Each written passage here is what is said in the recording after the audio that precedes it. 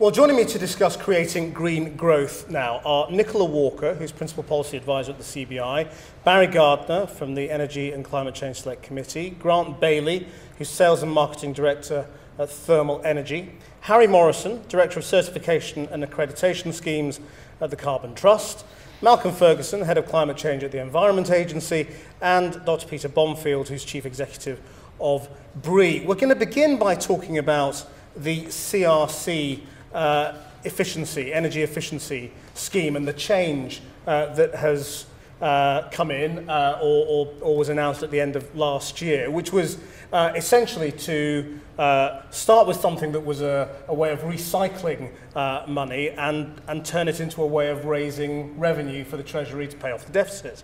Nicola Walker, I imagine your members are furious.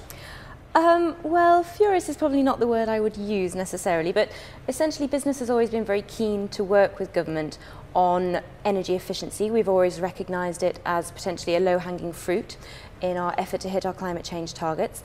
And when the CRC was originally being developed, we worked very closely with the government to ensure that it was a revenue-neutral scheme that would actually incentivise businesses to take action on energy efficiency. The changes that came in the comprehensive spending review was something of a surprise, to say the least. The very fact that it happened 2 weeks after registration for the scheme closed obviously undermined business confidence in the scheme. And to be honest, we were very disappointed that the government had moved from a revenue neutral scheme to what is essentially what we would call a stealth tax, which is essentially a way of raising extra cash for the Treasury, which we believe undermined the original intention of the CRC scheme, which was to incentivise action. I mean, it wasn't remotely stealthy, was it? They were very straightforward about it. They just said, we want to raise £1 billion, and this is the way we're going to do it. Well, perhaps I'm being rather polite in calling it a stealth tax, but essentially that's what it is. I mean, the CRC was never designed as a revenue-generating instrument. It was always designed to be revenue neutral, and of course, the government is not calling it a tax, but essentially to business, that's exactly what it will be. Barry Gardiner. Yes, Nicola's absolutely right. Look, I think the key thing here is this. Business is always very happy to work with government because they know very well they have to. Government regulates and provides the arena in which they operate. But what they like is certainty. And if they're given certainty, then they can cope with that, they can accommodate to anything that government asks them to do. But they do need certainty and they do need consistency. And what has happened here at a stroke is that that has gone. But I think the ramifications of it from an environmental point of view are much deeper, because it yet again undermines confidence in the whole way in which government deals with the environment. And the question is, how is government going to approach this? Are we simply going to say, well, oh good, we can now have a new range of all sorts of taxes, green taxes, and this is a new way of raising money? Or are we trying to work alongside business to say, look, we will help you to have the incentives to reduce your carbon emissions because that's positive for the environment. But in doing so, we're not trying to punish you, we're not trying to penalize you, we're just trying to incentivize you, and to show that we mean that, we're going to give that money back to you so you can use it to reinvest in your businesses and hopefully reinvest in going even more low carbon. Well, what's wrong with a bit of stick? I mean, it may not have been conceived in that sense, but we use sticks in all sorts of aspects of life, and carbon reduction is a Christian, you're absolutely right. You need both carrots and sticks. You need both incentives and penalties. But they must be clear. You have to have consistency of operation. The problem here was it wasn't. The government suddenly came in, changed the goalposts, and business said, hey, you said you were trying to help us. All you're doing is sticking another tax on us. Grant Bailey. Absolutely. The biggest problem here is the uncertainty side of things. You're quite right. It doesn't matter whether it's a stick or an incentive. From a business point of view, those are the things which are going to drive it. The difficulty is if there's no real clear driver as to how that's going to happen, the mechanisms are unsure. The whole point is that the business generally will then tend to look at it and become confused, back away from it, try and do whatever they can to minimise the total impact rather than embrace it and use it to help drive innovation and reduction in carbon. Harry Morrison, overall, isn't it a very straightforward thing? I mean, people are sort of crying uncertainty, oh, you know, we don't know what the hell's going on. It's really straightforward. It's be more energy efficient and you will pay less. Yes, there's some truth in that. I think I would agree with the other panellists that it was a real change and we weren't expecting it. It certainly took us by surprise, but we shouldn't overplay the effect actually of that change. The CRC now has a fixed price of carbon at £12 a tonne, and actually that makes it quite easy to do the cost-benefit analysis of what energy efficiency measures make sense. And so from that perspective, the government has achieved its simplification agenda. And I'd also say that for the business that's in the CRC, the real issue is getting on with compliance. And the CRC has started, and indeed there are obligations coming up this spring in terms of reporting, and they haven't really changed. So I think for me, it's actually a question of business getting on with it, getting on with reporting, and ensuring that they are using this additional incentive of the tax to drive energy efficiency. And just remember, it is only about a 10% increase on the cost of carbon that you're paying anyway through your energy bill. So it is an additional cost, but it's not as big as the cost of energy in the first place. Malcolm Ferguson. No, I fully agree with that. I mean, we administer the scheme. It's not for me to either criticise or defend the government's decision on that. But I mean, I think it's absolutely right. When it was mainly around trading carbon, there was a lot of uncertainty about how the price would work and how a lot of companies would manage to do that, because they didn't go into business to trade carbon after all. They went into business to do another job. And so the fact that we've got a fixed carbon price, the fact that it's not a huge addition, as we've just said, compared with what it was. It merely makes more things cost effective than they were already. And there were already plenty of things that were cost effective. And now there'll just be a few more. And the fact is, if you look at energy supplies, if you look at the trend in carbon prices, it's a fair bet that energy prices will only be going up in the future. So it just gives people a push in the right direction. Peter Bonfield, what's been the overall impact of the changes to the scheme? Well, I think the change to the scheme, I guess people are disappointed that there isn't going to be a financial kickback for those that do well. However, you know, I'm not sure that's necessarily required. What I think the CRC is doing and will do, and it's important government does something about this, is to help businesses realise that carbon's an important issue, that they need to take it seriously and they need to do something about it. And indeed, what we're seeing is that many large real estate owners, remember 40% of the CO2 arisings in the UK come from buildings, whether they're housing or government buildings or factories or schools, that they are the emitters of carbon, and we need to do something about that. And in fact, if you take away the tax, or the CRC, however you describe it, if you look at balance sheet values and profit and loss accounts, they are becoming materially impacted by how green the real estate is. So companies those that are getting it are starting to get on with reducing their CO2 arisings anyway. It helps their balance sheet, their real estate values. It helps reduce their energy costs, which impacts on the cost of their business, and it's good for their brand. Is this sort of thing, though, a necessary lever? Yeah, or was business doing it anyway? No.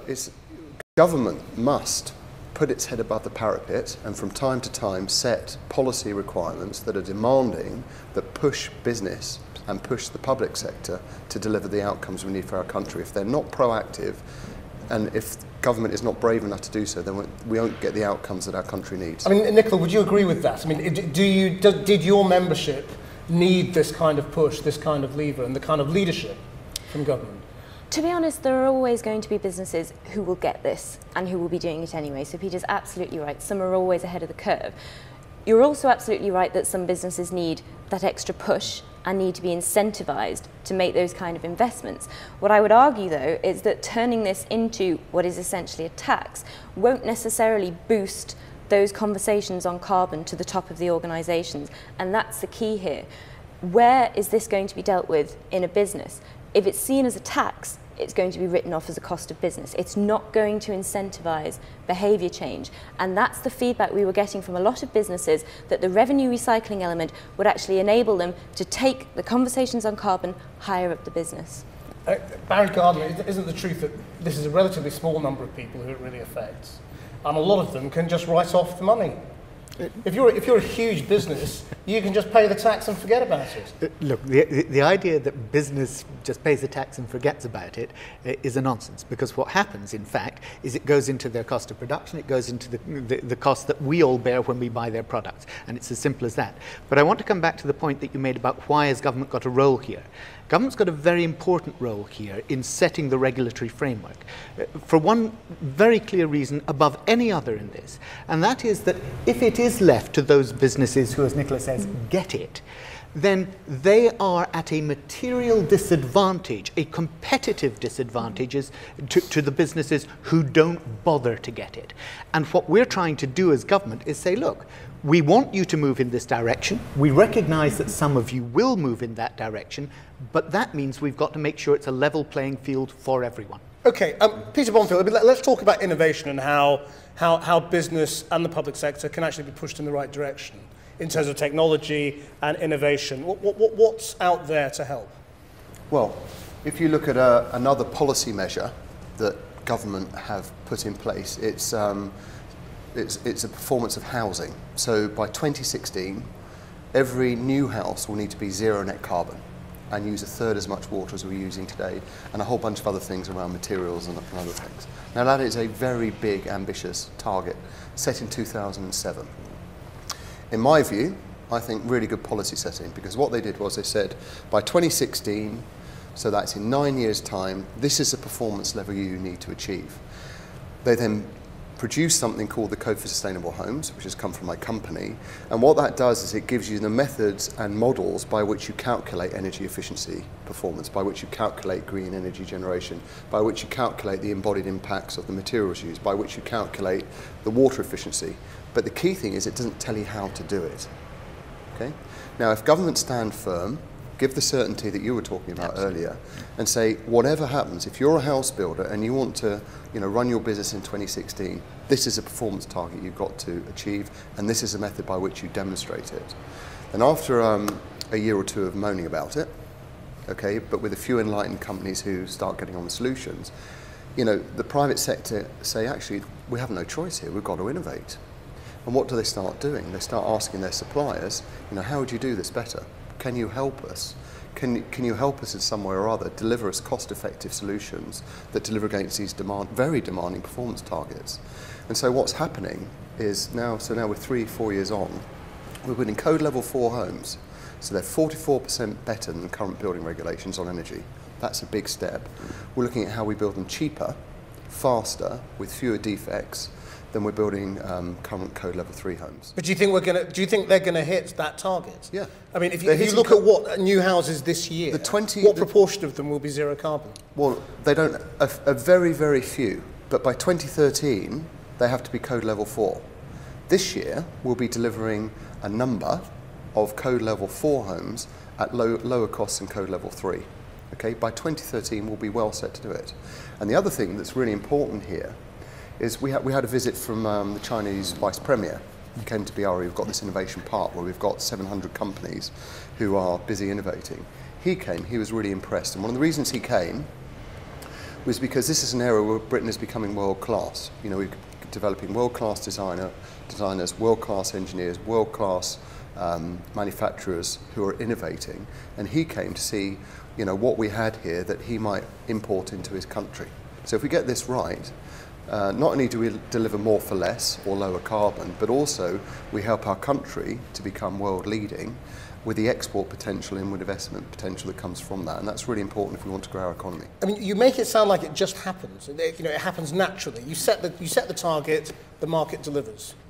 Is there sort of a gap in between? Or? Oh, of course there is. But there's a 9-year gap, first of all, in time. There's in terms of the policy setting and the way in which it's done, really bright, clever policy setting, in my view. I challenge, I can't think of much better types of policy setting. And absolute solidity. There is, we've gone through about 4 or 5 housing ministers since that was set up. They're all rock solid behind that commitment. Really important. Harry Morrison. Well, I think there's 2 issues here. The first is about the role of government and regulation, and very often it is about bringing up the rear. And actually the CRC probably will cover about 4,000 organisations, and for many of those organisations they haven't really taken on the challenge of the low carbon economy until they've seen that regulation put in place, and that's terribly important.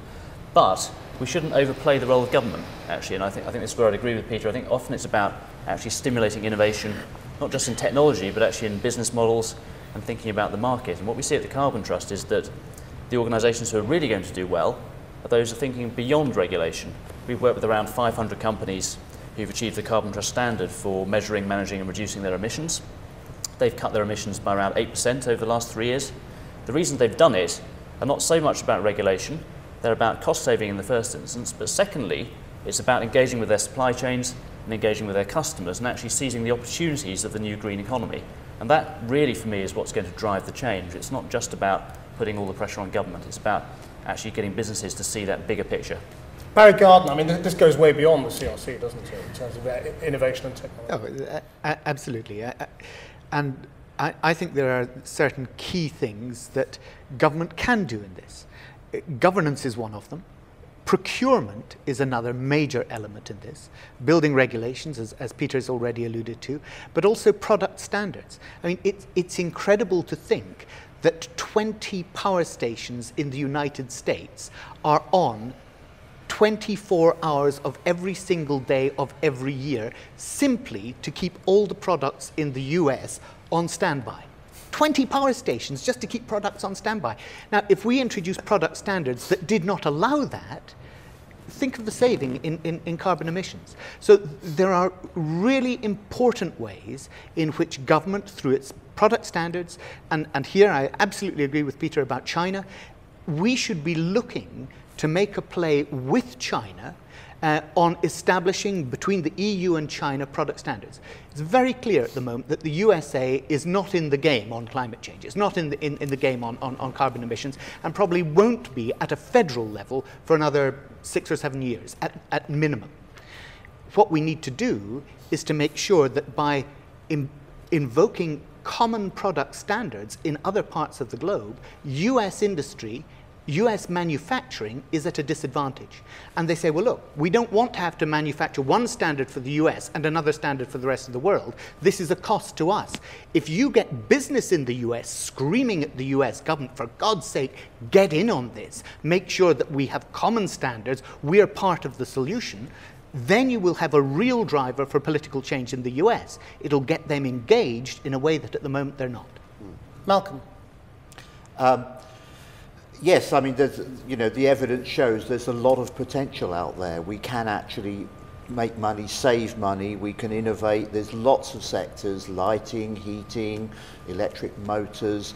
Wherever you look, there is scope for us. But where are the things that are kind of out there already as available alternatives that business isn't taking up yet, that would be straightforward to do? Well, I mean, certainly the very best standards of lighting, for example, it's quite straightforward. And with heating, with processes, we have a huge number of electric motors, for example, in business and industry throughout the UK, and a lot of them are quite old and inefficient. The modern standards make significant improvements. So there's off-the-shelf kit that we are making that we can use, much better than we are so far. And do you have any sense of why Britain isn't, to the extent that it should?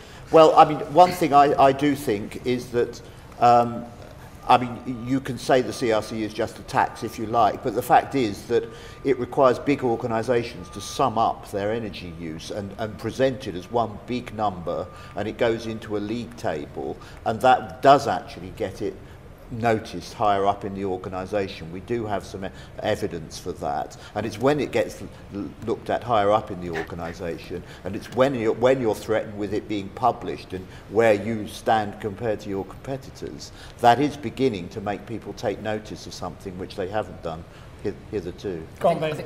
Well, you're quite right. One of the big advantages there is that it broadens the requirement. Energy saving per se is not a sexy subject.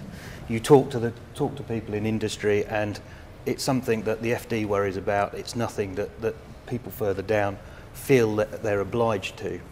And what you tend to find is that leaves you with only one or two individuals within a company that are actually trying to make those decisions. And they're making them on a business footing, not on a benefit for the broader community. type footing. The difficulty currently seems to be more about the liquidity of money and availability of investment. A lot of these companies are actually holding back, even though we certainly as a company, we're regularly putting projects that are less than 2-year paybacks in front of customers, and they've got limited resource that they're prepared to put into these types of projects. And that comes back to the carrot and stick situation, and the fact that they're now not being incentivised to try and utilise their own resources to drive this side of things. It's partly access to capital, but I think there are the more fundamental reasons actually why the energy efficiency technology isn't always taken up as rapidly as it should be. If you look at the sectors we're talking about with the CRC, the public sector, service industry, energy is actually quite a low cost of doing business, a few %.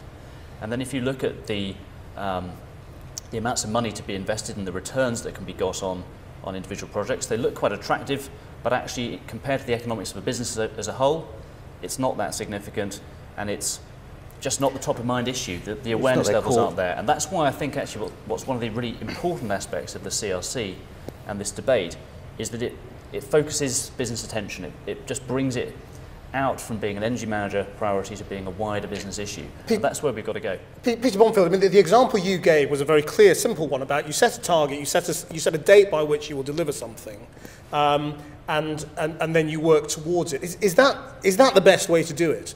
Because there's obviously a big debate going on at the moment about the value of targets and whether targets should be relaxed, and in the current economic situation we find ourselves in, whether those targets should be, how strict they should be. Is a target the best framework for delivering this kind of thing? A target, yeah. Well, is it the best way? It's a good way, because it really gives focus, doesn't it?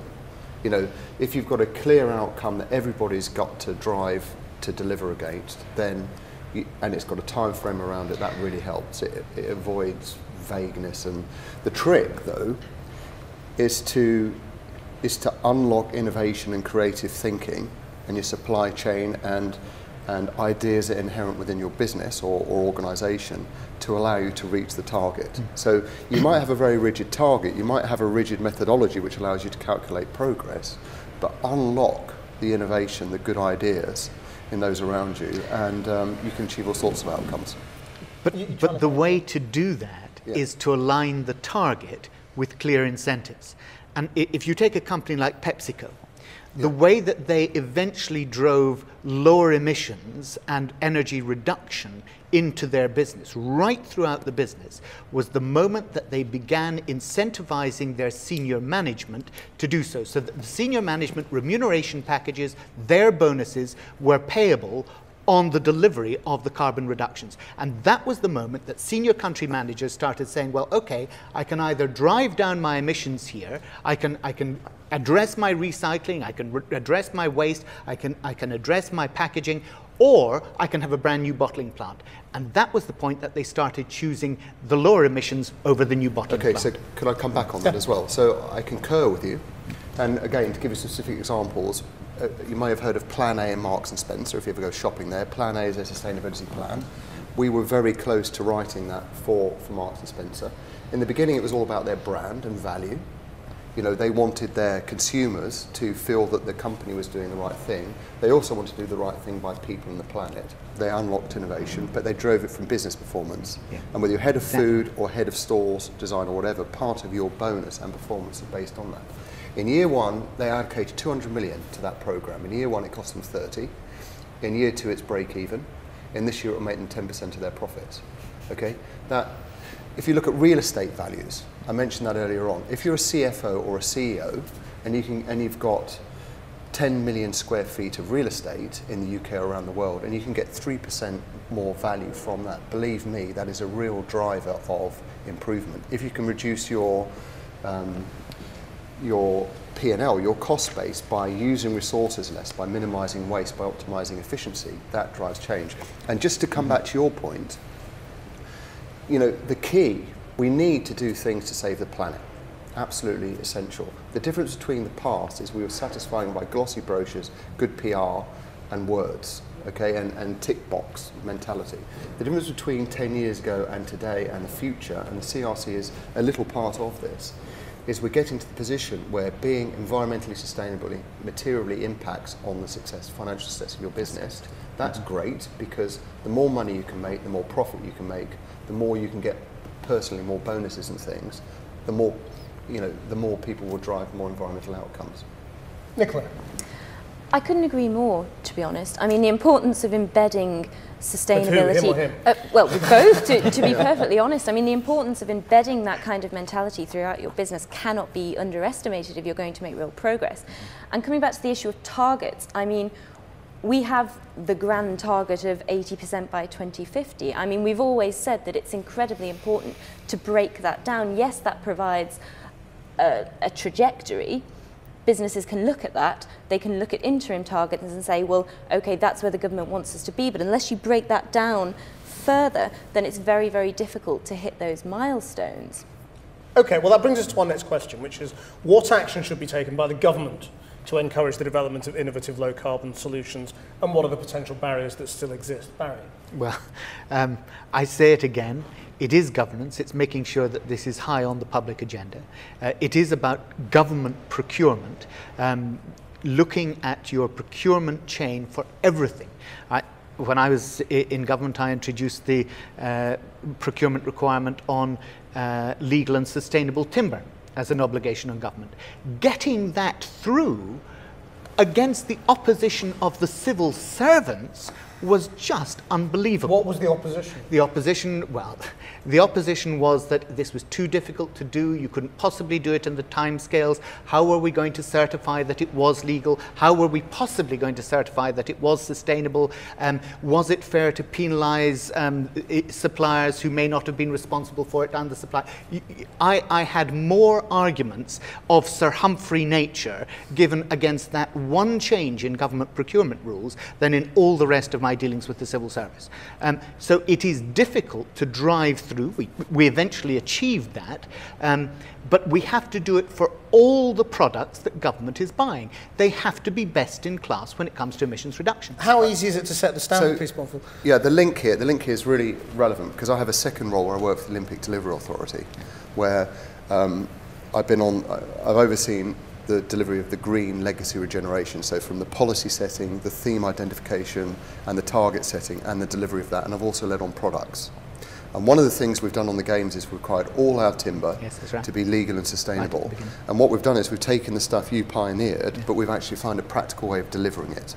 So there are some practical difficulties, and we've nearly done our job, and we're delivering the outcome. All our timber is legal and sustainable, and we've had the supply chain and the contractors, we've found a way of working it. But more than that, generally on procurement, everything we bought in the Games is against a balanced scorecard. It's not cost. And again, it's one of these situations where if you're clear on your trajectory, so you asked before about targets, if you're clear on what you're trying to achieve, whether it's about health and safety, ethical sourcing, financial competence, risk management, cost, value, logistical certainty and things like that. We bought everything against balanced scorecard. If you engage your supply chain in the right way, if you become the key is to become an intelligent customer. An intelligent customer is not one that knows all the answers. An intelligent customer is the one that knows what questions to ask. If you stick to that, then it is remarkable what your supply chain can deliver. And some of the outcomes we have in the game, quite remarkable.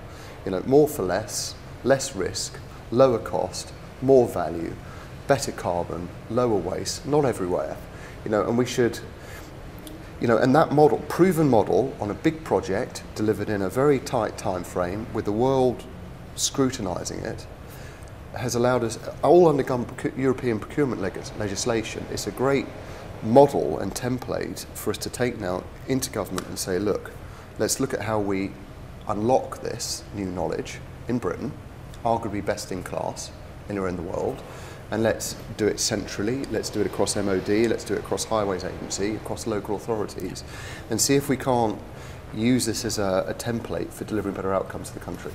Nicola, what should government be doing?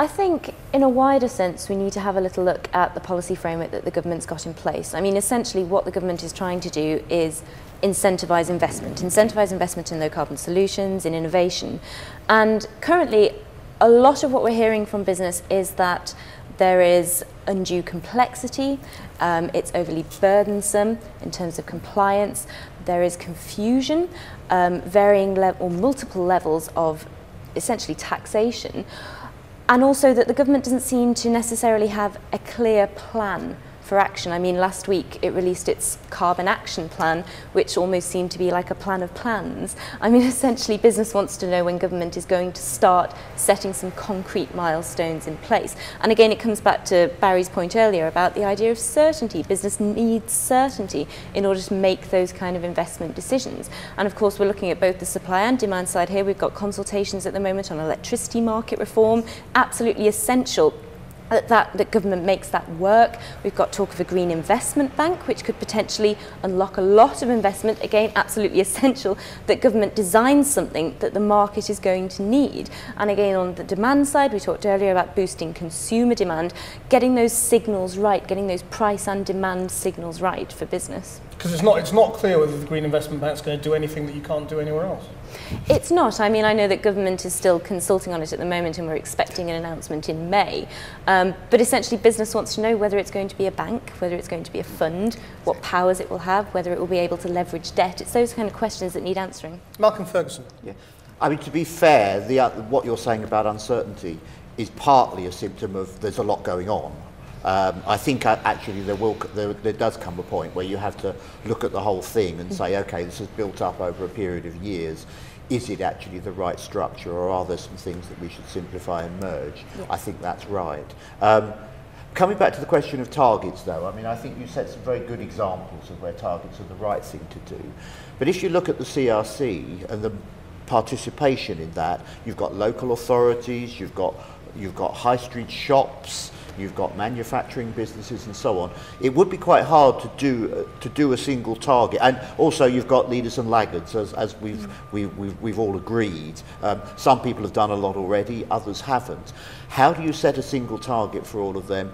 It's not that clear. Whereas I think setting a target of a carbon price, which is fairly stable and which is understood going forward, I think is actually a sensible way to go for this sort of organisation. Although within that you can have product standards, you can have procurement and so on, which will contribute to achieving where we want to get to. There are other problems here, though, and it's those organisations captured by the CRCE are both public sector and private sector. Yeah. And there's been a lot of concern, certainly within public sector organisations, that they don't have the capacity to raise the capital that they need to make the initial investments to drive down their emissions. Now, I'm not saying that in the present market the private sector finds that easy at all. Not at all. But at least they have the legal capacity to do it. And many public sector organisations don't. So there is a real issue here that needs to be resolved within the scheme for them. We've actually, well, at the Carbon Trust we work a lot with the public sector, and actually one of the things that we see is that the best organisations in the public sector are quite as capable and good at driving energy efficiency as the best in the private sector. And indeed we've worked with over 40 local authorities, for example, who've achieved the Carbon Trust standard, made some really big savings. So the public sector is certainly worried, and it's got some real constraints right now, but it's definitely achievable in that context. But let me bring you back to the question of sort of what you think. Well, what action should government take, and what are the barriers? Well, government's got some really big levers it can use. Clearly, the number one issue actually is probably the grid, the electricity mix. What are going to be our power sources for the future? And making sure we get the right investment in renewables and other low carbon sources is a huge issue for government. I think the carbon price and how that drives both investments in the electricity market, but also actually demand side savings is the other really big area. But I think we're wrong to focus solely on government, actually. I would bring it back to what can business do, what can consumers do. The government can only move as fast as public opinion wants it to.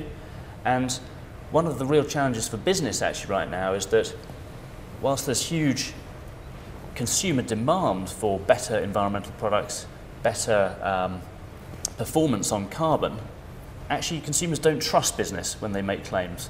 Only a few % of consumers really trust what business says in this area. And I think for the business that can get that right and can have a credible story that's got real evidence for the action it's taking, evidence that's verified, they can really tap into a new market. They can unlock green growth. They're the ones that are really going to win. But nor is it clear that consumers are prepared to pay. I mean, consumers like the idea of green growth and they like the idea of being environmentally friendly, but they haven't really woken up yet to the cost on their energy bills and everything else. Well, I think there's a couple of issues here. A segment of customers actually are prepared to pay. Maybe the majority want things that are both cheap and good for the environment. But there isn't necessarily a tension here.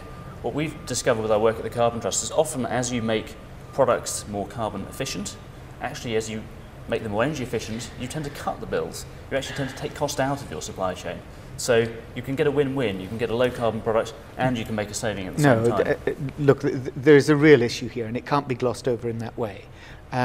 If you look at the evidence that the Secretary of State and the Treasury official gave to the Select Committee just the other day, they used two separate arguments on this whole business about the cost of electricity and energy from the electricity market reform process.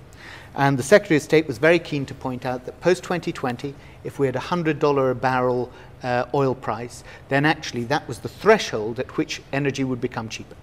The Treasury official was very keen to tell us that what they'd done is they'd looked at all the different mixes for the new energy generation market, and what they'd said is that this was going to be the cheapest of all the alternatives. What neither of them was prepared to say is that in the next 10 years, because of the costs of capital, of the new investment that needs to go in, domestic consumers and business consumers are going to pay a higher price for their energy. And unless we in government and unless politicians go out and tell people that, then people are always going to exactly have the suspicions that you have. We give a very nice story, oh, it'll be cheaper in the long run, this is the best possible solution, we're saving the planet. We're not saving the planet, actually, we may be saving human beings on the planet, but we're not saving the planet. It'll go on without us. But what will happen is they will not trust us until we're upfront about the cost of this to them over the next 10 years. So you're prepared to make that case? I do make that case. And the government should? The government has to. Unless we are seen to be honest about it, we cannot simply say there's a nirvana available in 11 years' time, prospectively, depending on the price of a barrel of oil. What we've got to tell people up front is costs are going to rise. In 2017, we've got 20% of our capacity coming off stream. We're going to have to build that. Nicola's members know this only too well. And, you know, I sit around the table with investors who are saying, well, actually, you know, yeah, we're prepared to invest in this market, but we want to see the returns. We need to see our return on capital. And we're not going to do it just because you need to keep the lights on as politicians. Does government need to be more honest about this? I don't know it's about being honest. I think they just need to be better informed, as do consumers, as does a private sector business. And the reality is the state of the art here is pretty weak. You know, the quality of knowledge is pretty weak. And, you know, you mentioned evidence. We need to develop an evidence base that gives better certainty of outcome for everybody. Then we'll get the outcomes, then we have a better chance of getting the outcomes we're looking for. I think, but I'm with the sort of point you made, which was about, you know, the consumer. We're not going to get whole-scale change from the private householder, for example, who are responsible for 25% of the CO2 risings in the country. Or not just private one, the housing sector gives 25% of the CO2 risings. They're not going to change overnight. However, energy companies pay tax, which they're, you know, the CERT scheme, which requires them to deliver energy efficiency measures. There are a number of energy companies now who are developing highly profitable businesses, which are helping consumers consume less of their they consume less watts and volts. So you've got some very aggressive acquisitional companies, energy companies, who have got good business aspirations around that. And then you mentioned the Green Deal, Green Bank, those sorts of things. Actually, I think what you're going to see, whatever government does, is you're going to have pension fund holders, investors, bankers and others who are saying, actually, I think there's some opportunity for me to get a return on energy efficiency. And whatever government do, I'm going to make some investment. The key, but the block, right. Yeah. The key in the middle, we need better certainty of outcome. Think about your house. You know, you might have an energy company that knocks on your door and says, we'll insulate the inside of your house for free. What you need to be certain of is they're not going to ruin your home. Okay, they're going to do, if you let them inside and do things, it's not going to ruin the look of your house. It's going to add value to the house. It's going to save you energy bills, even if it's free.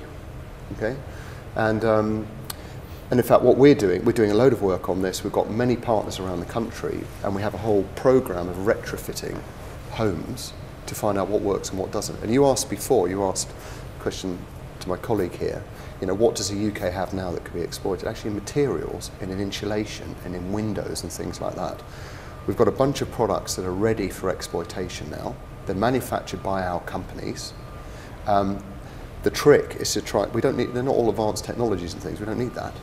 You know, the trick now is to try and plug all those materials into these buildings in a way that gives certainty of outcome if you're an investor, if you're an energy services company, if you're a house owner, or whoever it is. And we need to really focus on connecting all that together to get better outcomes. Just coming back to my Code for Sustainable Homes thing, we've built level 6 homes, zero net carbon homes. The energy bills go down for the size of house we built from around £2,000 a year to around £100.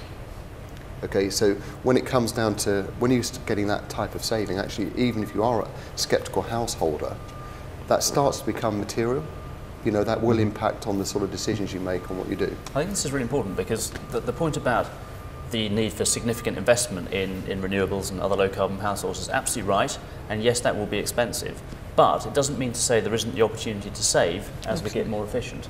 And you know, this is right at the heart of what the Carbon Trust does. We launched last week a £500 million fund for loans for energy efficient equipment with Siemens. And the reason we're doing that is because we know there's huge financial savings out there to be made by those businesses that are prepared to invest. So just because it's going to be potentially expensive to invest in the technology of the future doesn't mean there aren't opportunities actually to cut costs through the wider work. No, I absolutely agree with that. Just let me bring Grant in. No, sure. He's been quiet for a while. Yes, no, I think the key really here is the end user, either the residential homeowner or the industry that's trying to produce its product, needs to have a clear understanding from government as to the knowledge, creating the knowledge in terms of what is available and what is going to be good for them.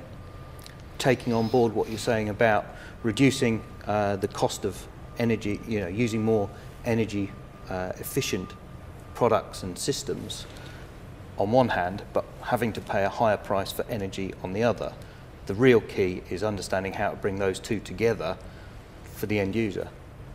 And that's where you're going to then get the drive. And that is what I believe the government's position should be, is in making sure that that message gets through to the end user. Yeah, look, I think that's absolutely right. What we have here is we have negative costs and positive costs of saving energy and reducing emissions. And it's the McKinsey cost curve, which for those of you who are familiar with it, you have the bar charts going down here for the sort of insulation measures, all the energy saving measures that you can take. They reduce, they go up to the line, and then things start getting a bit more expensive. If you want to save carbon, then you can use sustainable forest management. You can save the rainforest, but that's got a cost associated with it. Right the way up to the other end of the curve, where you're paying $60 a ton for CCS, carbon capture and storage. So the curve goes like that. And the trick for government is to make sure that we capture the negative cost, the area where there is saving, and we capture that first, so that all of that we bring up to the line, and then we start working on the things that are actually going to cost us in order to save emissions, and that we must do in a graded way, and the energy market reforms, the electricity market reforms are all part of that.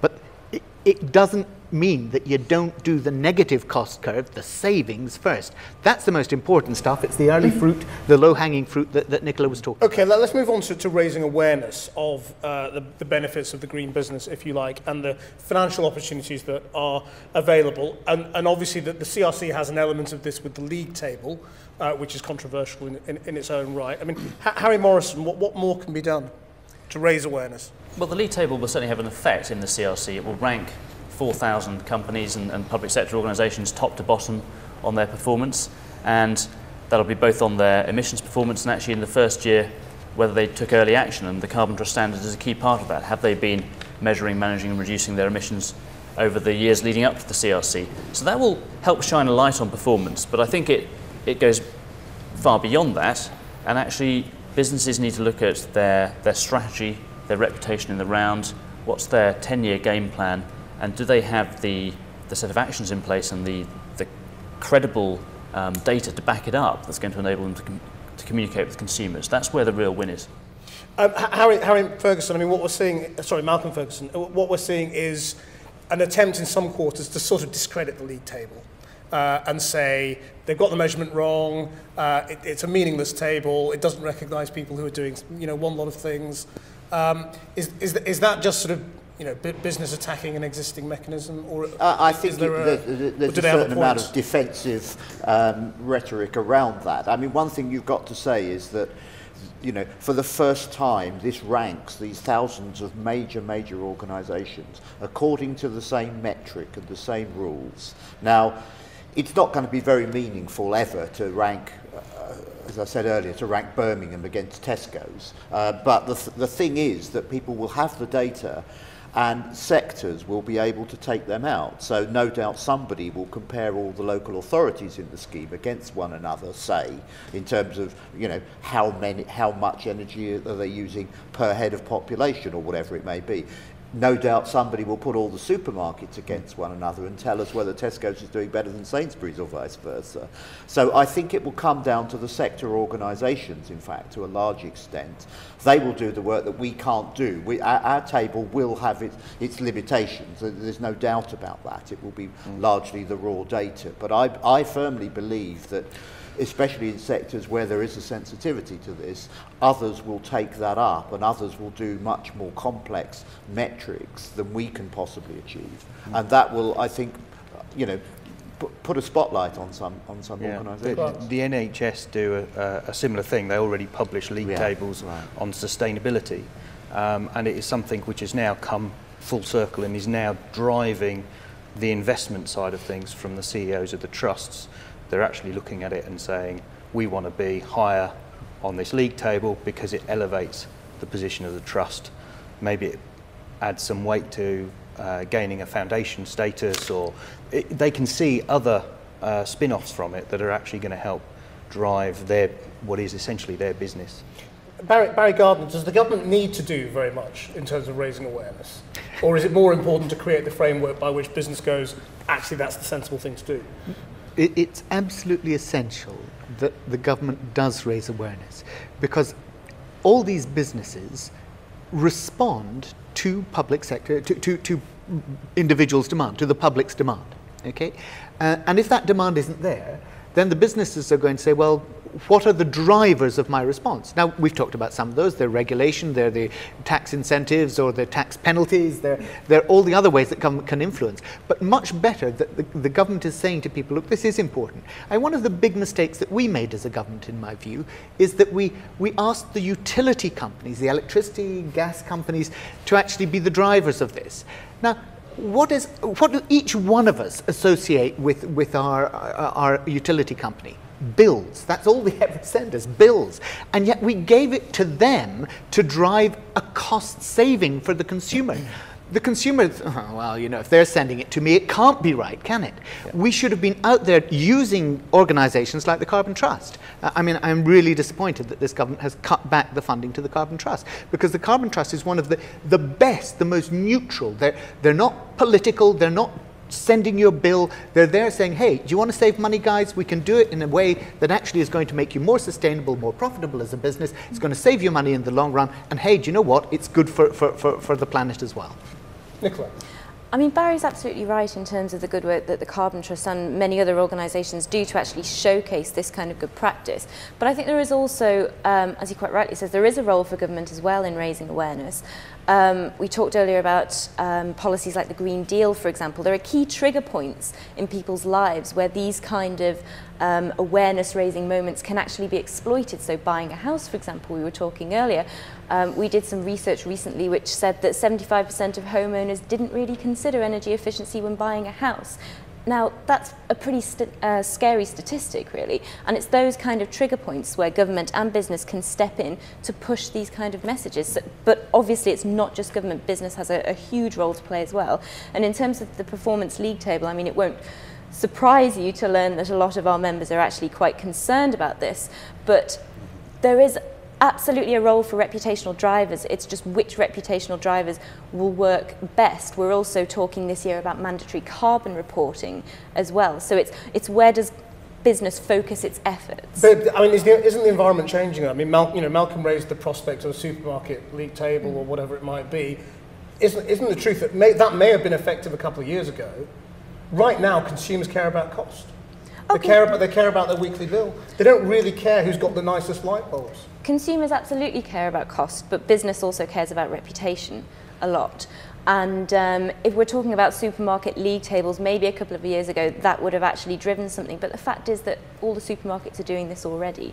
So it's very difficult to see what added driver this kind of performance league table would really add. Peter Bonfield. So your question was about awareness. And of course we need to raise awareness of this issue, and the league table is one small measure that might help. I think the key thing though here as well is to focus. You know, for government it's about a few foci that people can get their heads around and that allow the business sector, consumers and others to think, you know, this is the trajectory we're on and this is how I align with it. But then there are also things, we don't necessarily need every member of the public to understand or be aware to get good outcomes. Take, for example, we set up something called the International Sustainability Alliance, which is for large real estate owners in Europe. We've got tens of millions, if not hundreds of millions of square feet of real estate in that group. So there are, I don't know, 40 companies working together there. Nobody knows that except them. They're all measuring their carbon performance in a consistent way. And they're doing it because it materially impacts on their balance sheet values and profit and loss, as I described earlier. It also impacts on their brand. They just want to have a consistent way of measuring within their own real estate portfolios how things work and across and benchmark with other companies. And again, one of the things I discovered in the games was the sort of 80-20 rule thing. You know, often 20% of things you do have 80% of the impact.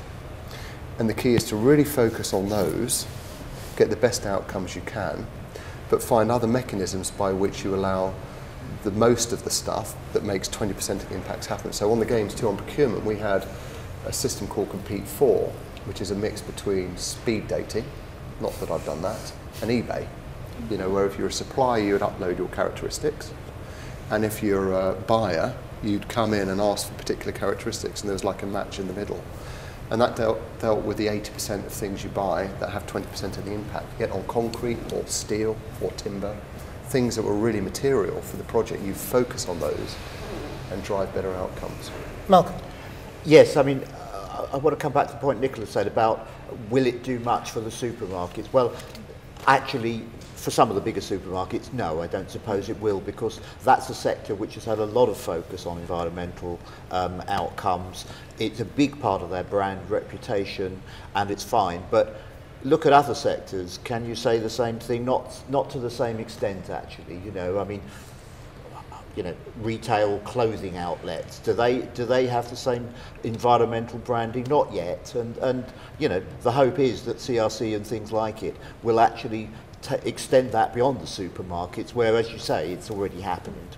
Okay, let's broaden it to have a look at where the UK stands in the world, or at least in Europe. Is the UK as prepared as its European neighbours to take advantage of the green economy? And if not, what can be done by both public and private sectors to sort that out? Peter Bonfield. Do you know, I think we're right up there. If you benchmark us in the world, we're right up there. From a policy, and let's just qualify that. So from a policy perspective, we have a number of policies within government that are arguably world leading. In terms of delivering outcomes, you know, there's still a bit of catch up to do with some countries, but you know, take my zero net carbon homes by 2016. That's more ambitious than anywhere else I know.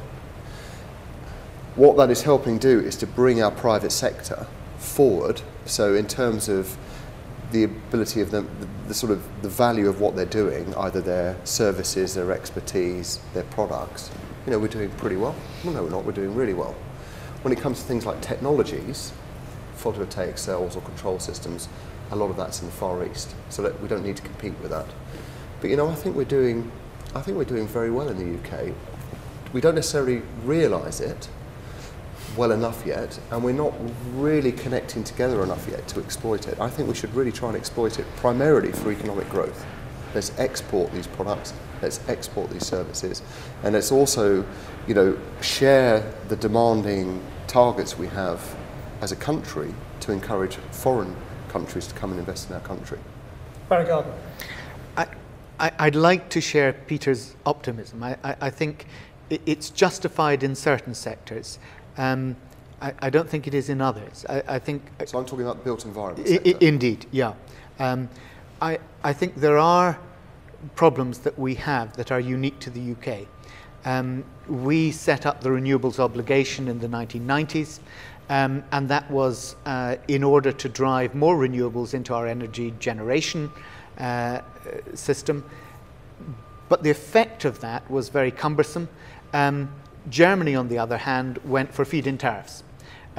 They therefore took advantage of the microgeneration that we're only now just beginning to catch up with. That's been a real problem for us.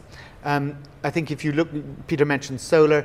Well, we've just, and maybe leave Nicola to destroy this one, but we've just had the review of solar.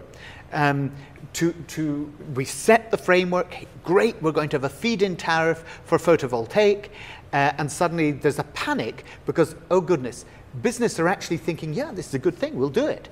And because they're going to do it, it's going to use up all the budget. So what we're going to do is we're going to change the scheme yet again. It's another example of government shifting the goalposts, getting, you were very polite at the beginning, you say, but really getting up the noses of business because they say, oh, for goodness sake, yet again, you've changed the parameters. We think we've got certainty, we think we can do this and know where we're going, and now you're telling us we can't. And so there are good things, but I do think that we need to have a stable platform. It's right that government is doing a review, but that review must be across the board, both in generation capacity and in cost savings, in energy efficiencies. And then we've got to stick to it for the long term, because unless we do, it's going to be this constant juggling, people not knowing where they are, and we won't drive forward. We'll just start messing around, going across each other. Malcolm Ferguson.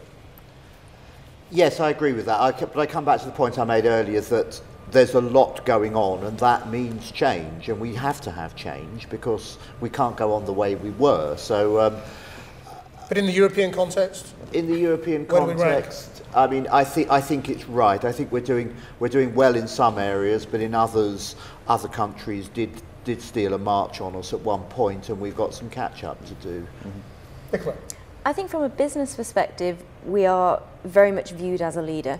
I think we're viewed as having great ambition. I think Barry's right that that's not necessarily always backed up, but in terms of setting targets, in terms of setting milestones, in terms of the conversations I have with some of our sister federations in Europe, we are certainly on the progressive side. Harry? I'd absolutely agree with that. I think it's a mixed picture. If you look at some research we did recently with business, they told us that they saw the advantages of the green economy, but probably ranked the UK behind Germany, particularly on renewables. And in Europe, I think on renewables, we've got a long way to go. But I'd agree with Nicola, actually, in terms of business performance, Britain really leading the way. And I'll give you two examples of that. One is with the work of the Carbon Trust Standard. We've seen that 500 organisations in the UK have taken voluntary action to measure and reduce their emissions, and have provably done so. There's really nowhere else in the world you can look for that sort of corporate performance. And the second area actually is some work that the Carbon Trust does on the supply chain emissions of products and services. And people are coming to us, companies are coming to us from around the world, from America, South America, from the Far East, for our expertise in understanding how supply chains impact emissions. And I think that that's another area where business in the UK is really leading. Yeah, very much so. I think the innovation side of things is where we're good as a country. It's maybe on some of the deliverables and targeting and making sure that we actually follow through with that we get lost on the way. And I think government has quite an important part to play in making sure that's a clear and open playing field that business is able to engage with. On that note, thank you all very much indeed. Thank you very much. Thank you. Thank you.